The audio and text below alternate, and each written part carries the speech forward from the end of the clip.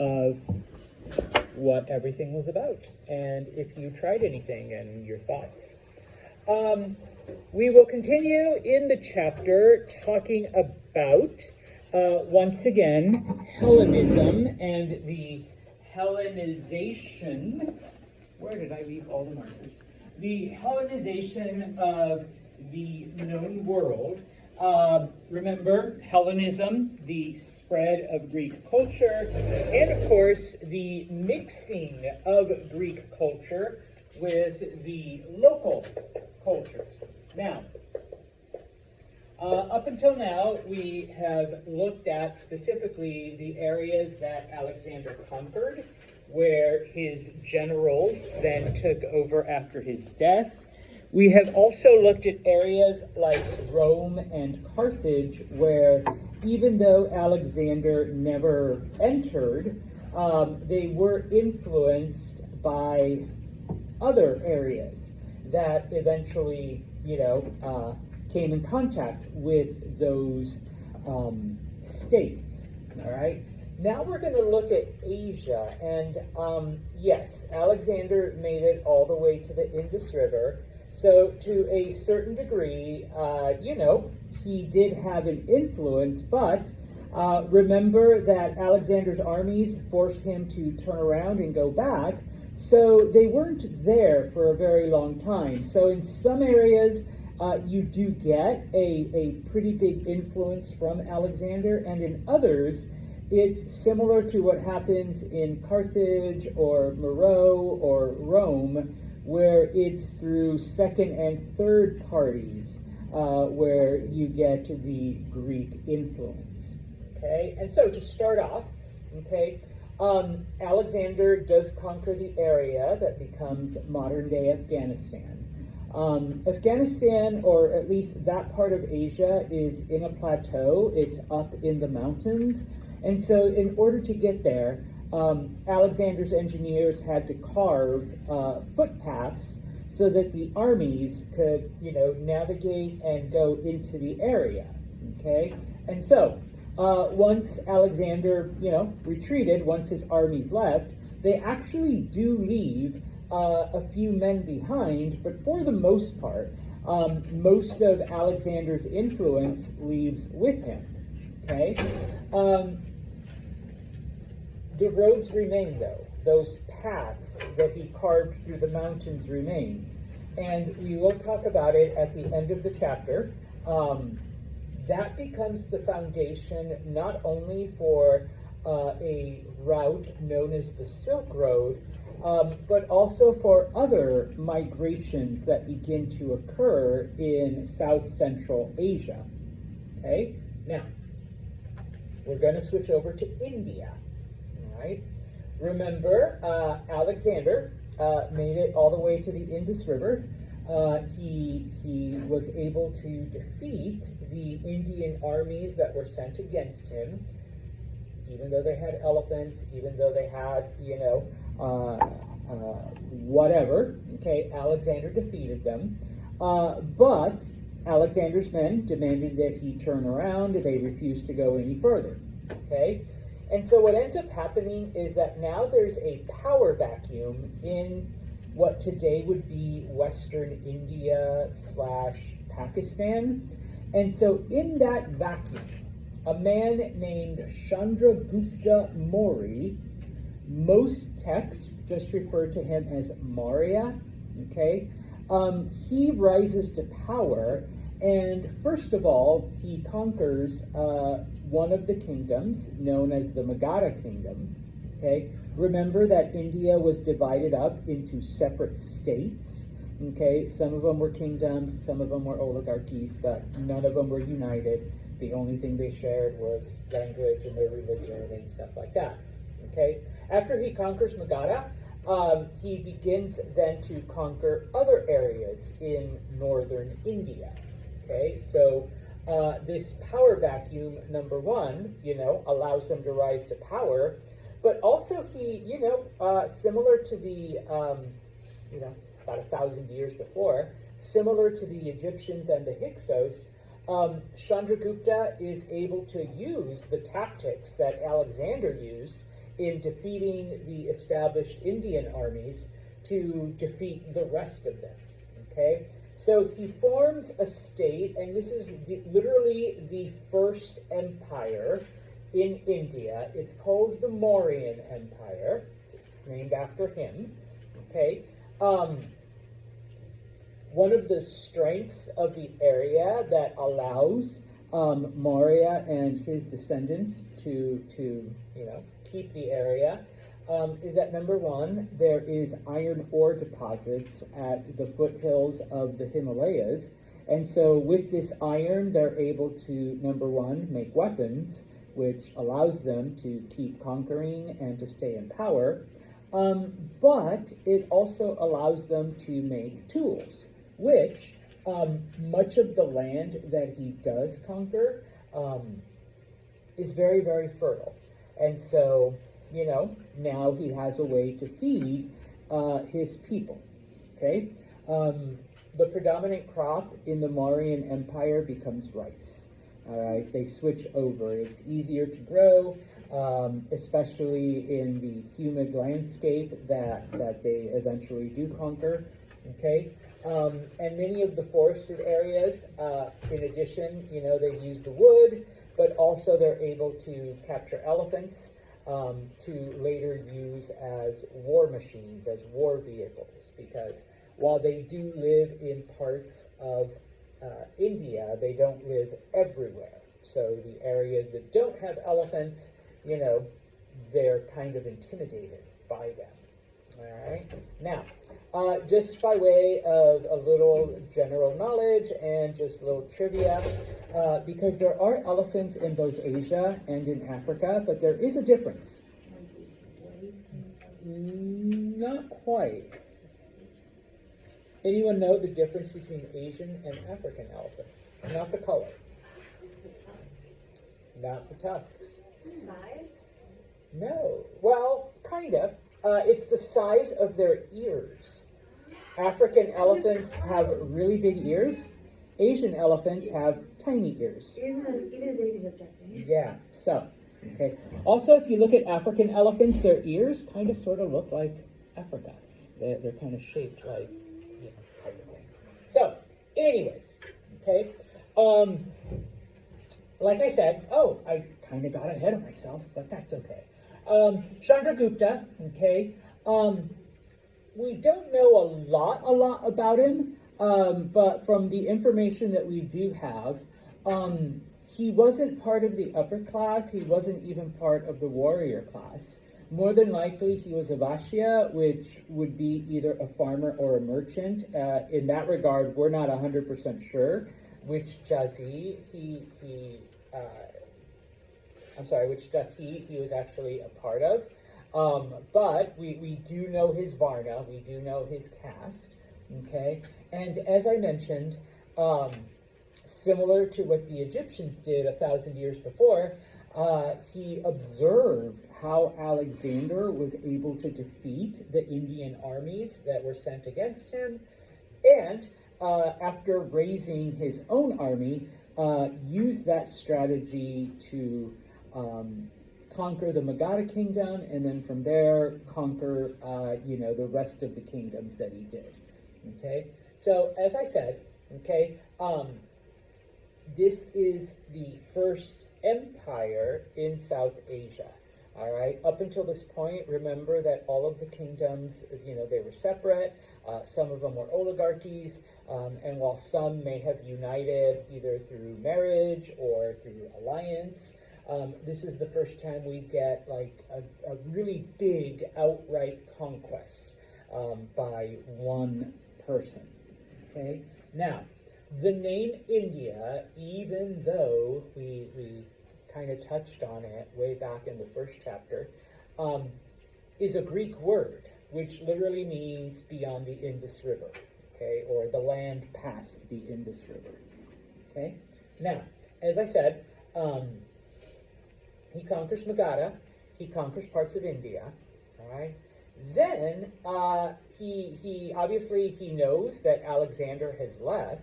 He knows that he's word has reached him, that there is a civil war between the different generals that are trying to take over after Alexander's death.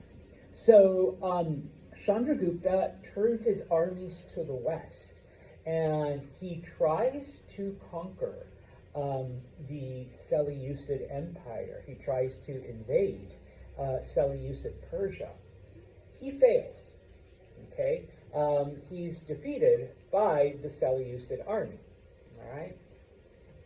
The Seleucids basically say, okay, we're not going to let this invasion go unanswered. So, in return, Seleucus and his army try to invade India. Unlike Alexander, though, the Seleucids were defeated also, okay? And so what ends up happening is that both the Seleucids and Chandragupta realize that they're not going to be able to defeat each other, and so they come to an agreement. They sign a treaty, okay? In this treaty, okay, the Seleucids, who, remember, are half Greek, half Persian, send a Greek princess, one of the ladies of the court, to Chandragupta to be his wife, okay? Because remember, back then, marriages, when it came to this scale, were basically political alliances, you know? That's how you made peace treaties between two countries. You sent off your daughter, or you sent off your... Usually it was your daughter. Sorry, ladies.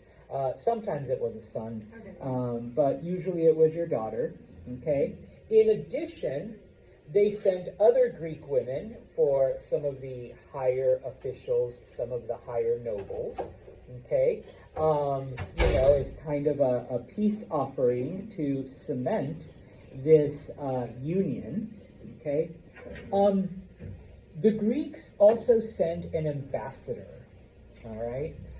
We'll talk about this ambassador in a minute. In return, the Mauryans, the Indian group, they send all kinds of treasure, you know, spices and gold and all kinds of fun stuff. And the Seleucids basically go, okay, we faced elephants once against when Alexander was in charge, and then we just faced them again. We want some of those, all right? We want some of those for our armies, for our zoos. We want people to see them. You know, this is like an exotic animal. Maybe we'll keep a few as pets. And so the Indians send elephants to the Persians, all right? Now, that ambassador, okay, he is a Greek man named Megasthenes, okay? And yes, he is sent as an ambassador, but like any good, I don't know, I guess politician or foreign emissary, he's there to observe the Indians. And okay, let's try to figure out why, number one, they invaded us. Number two, why we were unable to defeat them the second time around. And plus, we really are curious about these people that up until now, the only thing we've ever done is fight them, okay? And so, Megasthenes actually lives in India for 12 years. And in those 12 years, he writes down everything that he observes about Indian culture. And just FYI, because he wrote it in Greek, and Greek by now has become the language of culture and education, this is basically one of the only reasons why we have an understanding of, you know, India during this time, and even some ancient Indian history, because in addition to the observations of Megasthenes, the Vedas, those holy writings from 1,000 years before this, are also translated into Greek, Okay, and so that's how we learn a lot of the things about India during this time. Okay, so he keeps track of everything. When he goes back to Greece, he actually publishes a book called Indica, which is, becomes pretty popular because everybody wants to learn about this, mysterious land. Now, obviously, some of his observations are tainted by the fact that he's a foreigner, and he doesn't get everything completely right, but he does, provide an interesting view. So, number one, he says, yeah, there's all kinds of people here. There's all kinds of social classes, but it's a very stratified society. It's not like us where, a farmer can work hard and make money and move up social classes, or, you can marry a woman or a man of a higher social class and, you can bump yourself up, okay? There are 7 different groups. It's not just you have, the rulers, the rich, the poor, and the slaves. You have 7 different groups that, make up different parts of Indian society, number one. Number two, nobody tries to move up. Everybody respects the social order.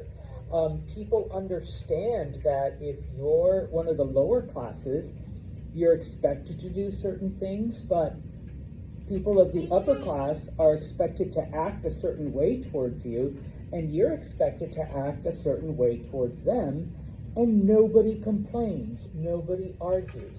And in this case, Megasthenes, he was observing the pariahs, the street cleaners, the untouchables, the low of the low, and how they accepted this role as being the outcasts. And everyone was just like, yeah, that's just life, okay? He noticed, and this was a big thing because, in Greek culture and in other, cultures that the Greeks had encountered, you can take a woman from a lower class and she marries a man from an upper class, and, you can shift social classes. Or, you could do the opposite. They were familiar with Persian history, how, Cyrus married a woman of a higher class and then used her family's influence to propel himself up. But in this case, he's like, you don't marry people of other classes. In fact, people of different classes don't even associate, all right? You don't even, eat lunch together. So it's not as if, you can meet, a woman or someone from a higher class and maybe have that opportunity, okay? He observed, now, obviously the Greeks in Persia saw this, but the Greeks in other parts, especially back in Macedonia, back in the Greek homeland, how not only were there roads between the different cities, okay, but the Indians planted and maintained trees along these roads, okay? And it's like, wow, wouldn't it be nice to travel along, Darius's Royal Road and have a shady area? You don't have to wait the 18 miles to the next pit stop to be able to relax and get out of the sun. And people were like, wow, there's a thought. We never realized that something like that could happen. And then finally, and he actually did compare this to the Spartans, but it wasn't just one area. He noticed that, hey, the military, that's a whole social class, okay? It's not just something that you did in addition to, your regular profession. That's all you did. Your family was made up of warriors, okay? They are a complete different social class, and, there's nothing else in your life other than warfare, okay? Now, of course, you are assigned, depending on, your skill, your ability, whatever, You're either infantry, you're either cavalry, you ride the elephants or you train the elephants, but literally warfare is your entire existence. And the closest thing we have to that are the Spartans. But this expands beyond just, a city-state. It's an entire social group. Okay?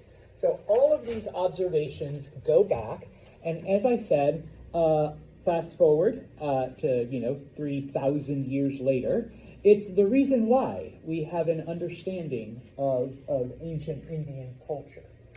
Okay? So just to show you a map, this is where Chandragupta starts off. Okay? He conquers northern India, okay? And once he conquers those areas, he tries to conquer, he does succeed in conquering some of these areas. When he tries to conquer the Seleucid Empire, though, he fails. They try to conquer it, they fail, and so they come to an agreement. The line that you see here, I want to say brownish, that's the extent of Alexander's conquest. So remember that when he crossed the Indus River, then he turned around, and so this is where that power vacuum existed. Okay, now, can't talk about all of the rulers, can't talk about everything, so we're going to skip ahead to a man named Asoka, who is Chandragupta's grandson. Okay, because Chandragupta dies. Okay.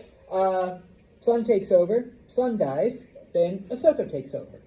Okay? Now, it is under Asoka that the Mauryan Empire reaches its greatest extent.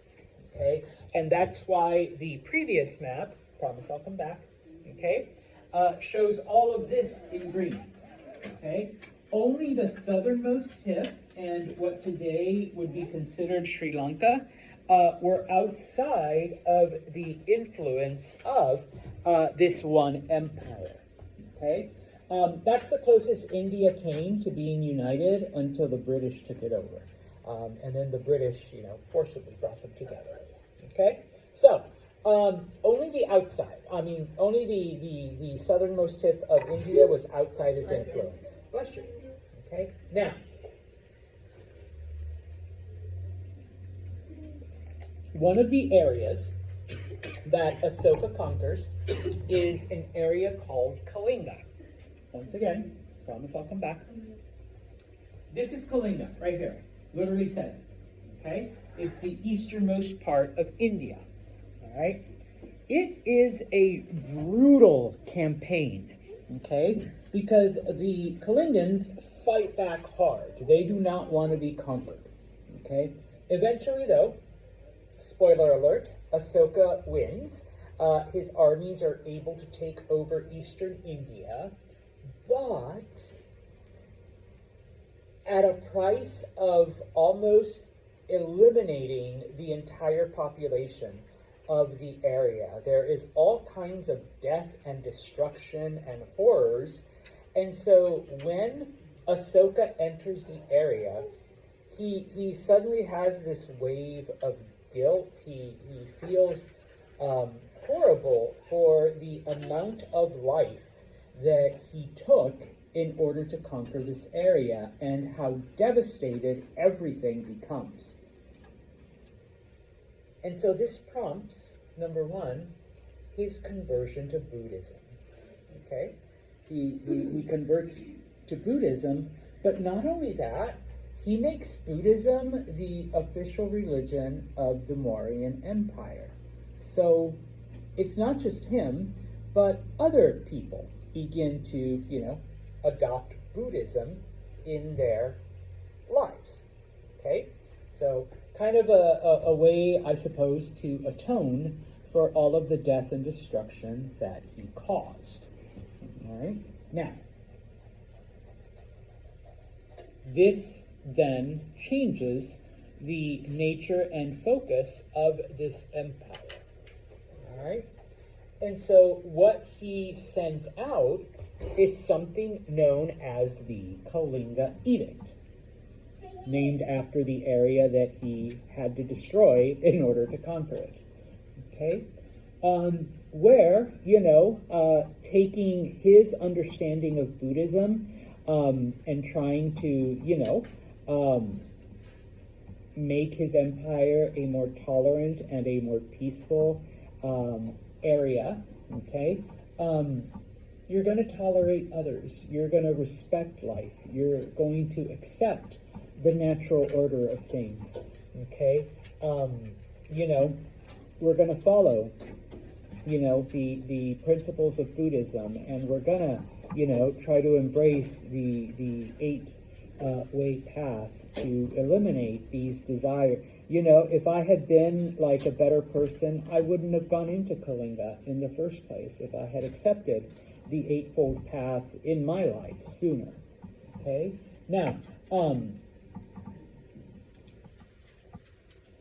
he takes it one step further, and he incorporates the concept of ahimsa from Jainism, that ideal that you have to respect all life. Okay? So basically, the Mauryan Empire becomes pacifist. All right? We are not going to, okay, needlessly kill. All right? Now, he makes this the law of the land. So after a while, since people didn't really, convert full scale, okay, fine. Then this is going to be then the official philosophy of the empire. This is going to be the law. And so everyone has to now live by Buddhist principles. Okay? And in fact, he considers himself, I am your father, we are all a family, and we're all going to get along. Okay? All of the groups, all of the social classes, I am Ahsoka, and what I say goes the same way that, when you're in your families, your father says something and everybody listens. Okay? Now, he extends this idea of respect for all life. This is the beginning of full-scale, vegetarianism in India. It starts by banning the sacrifice of cattle. Okay? Now, fast forward to modern times. Cows are considered sacred in India. Okay? There's a lot of reasons why, and I'm not going to get into, everything, but they are considered sacred. You can't kill them. You can't bother them. You can't tip them. You can't do, any of the other stuff. Okay? It gets its beginnings. All right? We're going to start by not killing them and not eating them. Okay? Later on, for other reasons, they come to be considered holy, but it starts. Okay? Now, so that nobody can claim ignorance, he constructs pillars, he constructs monuments throughout the empire, and he has it printed in pretty much every language that he knows will be encountered. So any local language, Sanskrit, which is the written language of the Persians and of the locals, Greek, which is the language of the educated and most foreigners, and then Aramaic, which is the spoken language of many of the people that are coming from areas like Judea and Egypt and other places, so that no matter who you are, whether you are a local, a foreigner, a tourist, a visitor, a traveler, you have no excuse. You have no defense. I didn't know that I wasn't supposed to do this. I didn't know that I wasn't supposed to kill a cow and have a cheeseburger. Okay? It is written everywhere, in every possible language you can encounter. Okay? So, on the right is an example of those pillars that he had erected everywhere throughout India. And if I could have like found a better picture on Google, could have like focused in where you can see the writings and stuff. I had to put something else. This is called a stupa, which we'll talk about in a minute, I think. Yeah, we might be able to get to it today, which is basically like a Buddhist temple, if you want to give it an equivalent. All right. Now, of course,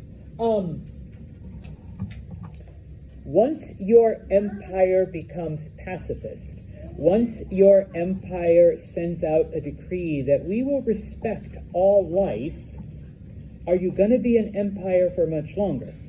Probably not. And so, when Ahsoka dies, okay, the empire completely collapses. It gets taken over by other people. The people that only forcibly, accepted things are like, okay, he's dead. It's time to rebel. And so we don't see a unification, though. Because some kingdoms do keep Buddhism, others revert back to how they were before. So we don't see a widespread, acceptance of everything. But because of Ahsoka, he is one of those that is responsible for the spread of Buddhism throughout India. Okay. Once again, not everyone accepts it, but quite a few people do. Okay. But the Mauryan Empire is over. Okay. Now, Alexander had gone all the way to the Punjab, which is in western India. Okay, and so in the areas where Chandragupta did not take over, after he leaves because of the power vacuum, remember that Alexander created Greek cities to try to incentivize his soldiers to settle down, okay, and marry local Persian women, all right, because he, if this is their new home and their new home is now closer to the frontier, we can keep conquering in a few years, okay? Because, yes, they married Persian women, but, okay, they still miss all of their Greek stuff from home. Many of these cities, okay, become, these little hubs of Greek culture. All right, so Greek art, Greek drama, Greek poetry, Greek theater, Greek food, Greek structures, etc. Okay, and remember that to be considered educated, to be considered upper class, all right, you had to speak Greek. Okay, and so in many of these areas, from Afghanistan to Western India, throughout all of Persia, whatever local language people spoke existed along with Greek. Okay, Greek was the language of knowledge, and then for everything else, you just spoke whatever language was there. Yeah. Okay. You just look at the Greek, and it's like, oh, that's what they were doing. All right. Now, we will look. We'll finish off today with the kingdom of Bactria as one example, okay, of this. All right. So, oops. Let me go back up. Okay. So this is like a pure Hellenistic kingdom. Okay, in the fact that there really was not like a lot of local culture. It was mainly different tribes. Okay, now originally it was part of what Seleucus quote unquote inherited. All right, it's what he took over, but basically after that, the area broke itself off because it is, okay, in the highlands, in the hills, all right, where those footpaths were carved, so they were able to isolate themselves. All right, now, today, it would be located in what we would consider Pakistan and northern India and parts of Afghanistan. So it's located in that part of the world, number one. Because Indian culture was the closest, all right? Because remember, most of the people that lived there were in fact just, tribes. So they didn't have, a lot of things that the Greeks adopted. It becomes an Indo-Greek type of kingdom, all right? So you have a lot of Indian traditions, Buddhism, for example, mixing with Greek tradition, all right? Now, eventually, and we will talk about it, okay? Not today, but in our next meeting. Oops, where are you, Matt? Eventually, it becomes this central part along the Silk Road. So it becomes a very important area of trade and commerce. It's that bridge between Far Eastern Asia and, eventually those goods and products end up in Europe, technically Greece, but they end up in Greece, okay? Now, most of the people there spoke Sanskrit, okay? And then, of course, if you were the educated class, if you were the upper class, you also spoke Greek. To the Greeks, this area was known as Ionia, which translated into Sanskrit is Yavana. All right? You don't need to know all of that, but Mr. Santos likes words. So, and just as another FYI, the English translation of Ionia is Ilion. So, town of Ilion, or whatever's over there, wherever it is, okay, is actually an English word for, Greek-speaking people, even though I don't think anybody speaks Greek over there, okay? The capital of Bactria is the city of Al-Qanum, which would be located today in modern-day Afghanistan. But this is one of those areas where, fast forward, to about 100, 200 years ago, when archaeologists first begin to explore, they find these random Greek cities in the Afghan and Pakistani desert, and they're like, what the hell are these cities doing here? There's literally no connection between this area and Greece. And so it isn't until they dig, until they research, until they explore, that they find, not only did Alexander's armies pass through here, but then the people that were left behind and settled down, Alexander built all kinds of cities while his men married local women, and this area became, a center of Greek culture smack dab in the middle of Asia, okay? Obviously, it eventually collapses and, disappears, but for a good long time, okay, it was this center of Greek knowledge, all right, in the middle of quite literally nowhere. All right, now, I've shown you the map. Just some pictures then of archaeological digs in Afghanistan that are in fact Greek, the remnants of these Greek cities. Okay, so like I said, when people first discovered them, they're like, how did these get here? All right, and it isn't until they do more research and digging that they realize, wow, they were built by Alexander, and they were built by his the descendants of the soldiers, and this was one of those Greco-Asian kingdoms. All right. Next class, we will talk more about Buddhism and how its encounters with Greek culture and Greek religion changes the nature of Buddhism. All right? On that happy note,